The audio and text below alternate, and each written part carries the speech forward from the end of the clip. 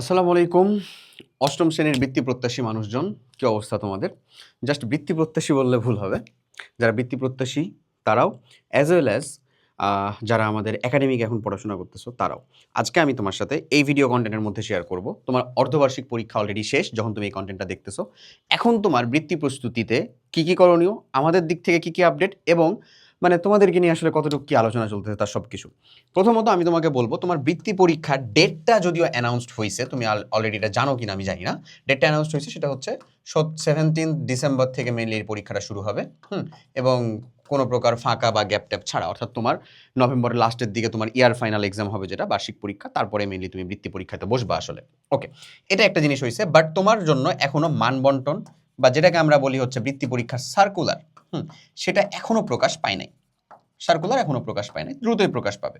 অর্ধবার্ষিক পরীক্ষার পরে প্রকাশ পাওয়ার কথা ছিল, এখনো প্রকাশ পায় নাই, প্রকাশ হয় নাই সার্কুলার। তো খুব দ্রুতই সার্কুলারটা প্রকাশ হবে। ওকে, ডান।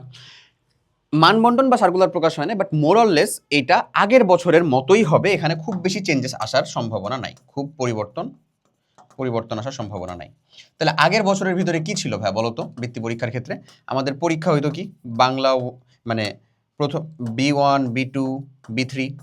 বাংলা 1 মানে কি, যেটা আমাদের গদ্য পদ্য সেটা। বাংলা 2 ব্যাকরণ আর নির্মিতি। বাংলা 3 আনন্দ পাঠ। আচ্ছা, ইংরেজি মানে এটা একটা পরীক্ষা। ওকে, 100 মার্কের একটা। E1 আর E2 মানে ইংরেজি ফার্স্ট পেপার সেকেন্ড পেপার, এটা মিলে আমাদের 100 মার্কের একটা।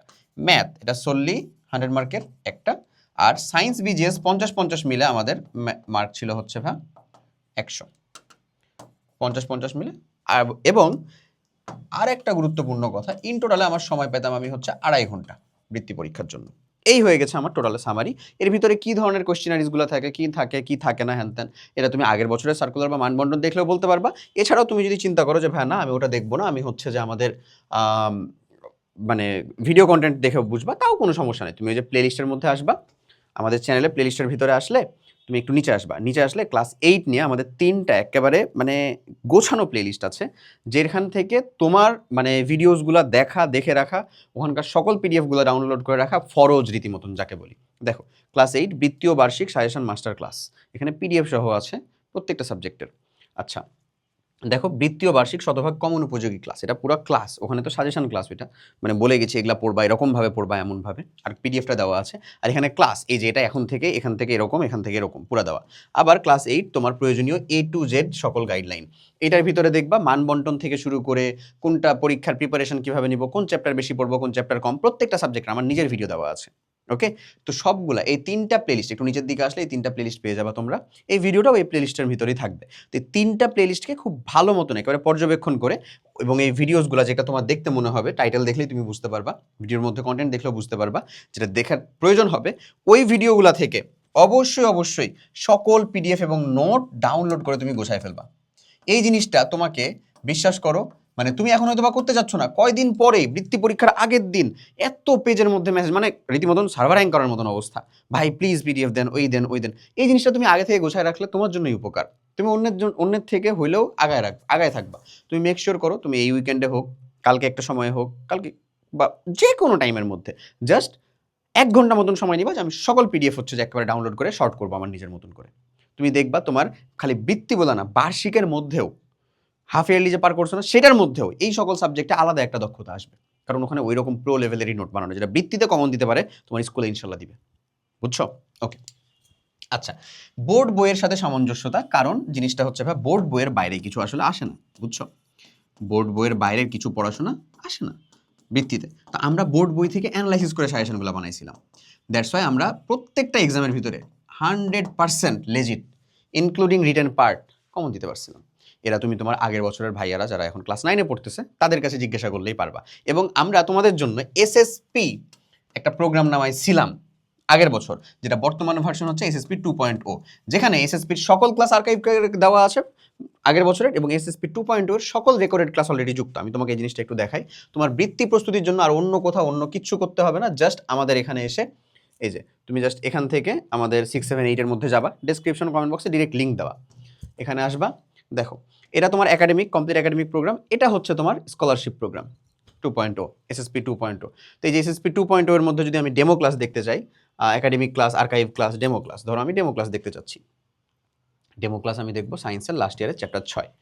দেখো এটা লাস্ট ইয়ারের ক্লাস, এটা কিন্তু লাস্ট ইয়ারের ক্লাস। এইটাও দেখে তুমি তোমার প্রিপারেশন 100% নিতে পারবা না এমন না।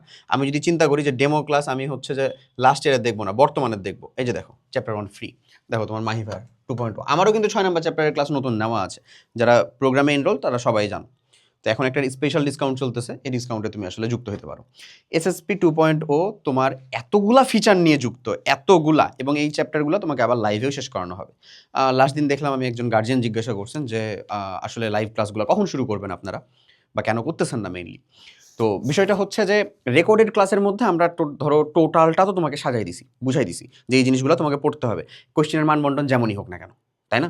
তো লাইভ ক্লাসের মধ্যে আমাদের টার্গেট হচ্ছে অ্যাটলিস্ট মান বন্টন ওরিয়েন্টেড তোমাকে পড়ানো, অর্থাৎ তোমার কোশ্চেনের মান বন্টনটা যেমন, মানে সার্কুলারটা প্রকাশ পাওয়ার পরে, যেটা আমরা ধরে রাখছিলাম ঈদ পরে সার্কুলার প্রকাশ পাবে, তারপরে ডেটটা পিছনে হইলো, এখন হাফ ইয়ারলির পরে প্রকাশ পাওয়ার যথেষ্ট সম্ভাবনা রয়েছে। যা সার্কুলারটা প্রকাশ পাক, প্রকাশ পেলে আমরা আমাদের লাইভ ক্লাসের যে কার্যক্রমগুলো সেগুলো খুব দ্রুত শুরু করে দেবো, বুঝছো? এবং আমাদের মাথায় অ্যাটলিস্ট প্ল্যান আছে। সো আপনারা ওয়ারিড, সেটার জন্য আমি অবশ্যই কি বলবো যে বিষয়টাকে আমি অবশ্যই অ্যাপ্রিসিয়েট করি। বাট ডু বিলিভ আস, আমরা ইনশাল্লাহ শুরু করছি, শেষও করাই দিব, এবং স্টুডেন্টদের যে সময় নিয়ে আসলে তাকে পড়া দরকার ততটুকুর মধ্যে শেষ করাই দিব। ওকে, আচ্ছা। তো এই প্রোগ্রামের সাথে এই যে দেখেছো 1 থেকে 8টা মতন হচ্ছে যে একেবারে সম্পূর্ণ মানে জাস্ট সোললি ফিচার। তো আশা করি দেখলেই তুমি বুঝতে পারবা। যারা আমাদের কমপ্লিট একাডেমিক প্রোগ্রামের মানুষজন ক্লাস 8-এর, তারাও এসএসপি 2.0 তে আলাদা করেই যুক্ত হবা, এবং তাদের জন্য 50% ডিসকাউন্ট থাকে। তো কেউ যদি চাও যে ভাই আমি বার্ষিক আর বৃত্তি সব একসাথে কমপ্লিট করব, তাহলে সে প্রথমে কমপ্লিট একাডেমিক প্রোগ্রামে একটা স্পেশাল ডিসকাউন্ট নিয়ে ভর্তি হবা, যুক্ত হবা, তারপরে 50% ডিসকাউন্টে যুক্ত হয়ে যাবা হচ্ছে এসএসপিতে। ওকে, আর যদি যারা শুধু বৃত্তি পরীক্ষার প্রস্তুতি নিতে চাও তাহলে এসএসপি 2.0 মোর দ্যান এনাফ। ওকে, লিখায় প্র্যাকটিস করা, আমার পডকাস্ট করা প্রত্যেকটা বৃত্তি স্কলার, কেন বলতেছি, কারণ আমাদের সাথে প্রিপারেশন নিয়েছিল আগেরবার 3,500 সামথিং মানুষজন, তারও বেশি। সেখান থেকে মানে পেইডে, ফ্রিতে তো মানুষজন, এই যে ভিডিওসগুলো তো তুমি দেখলেই বুঝবা যে এগুলোর ভিউজ কেমন ছিল। আচ্ছা, তো ফ্রিতে তো অনেক মানুষজন যুক্ত ছিলই। এখন যেটা বলতেছিলাম সেটা হচ্ছে এইগুলোর মধ্যে থেকে 1309 জন মতো আমাদের সাধারণ গ্রেড এবং ট্যালেন্ট পুলে বৃত্তি পাইছে। সো এটা আমাদের ফার্স্ট টাইম হিসাবে একটা হিউজ অ্যাচিভমেন্ট, হিউজ। এবং ওইবার এত অল্প সময়ের মধ্যে কেমন ধরনের কোয়েশ্চেন হবে এগুলো চিন্তা ভাবনা থেকে আমরা প্রোগ্রামগুলোকে ডিজাইন করছিলাম খুব অল্প সময়ের মধ্যে, নিজের মানে কি বলবো সোল অ্যান্ড হার্ট সবটুকু দেওয়ার চেষ্টা করছি।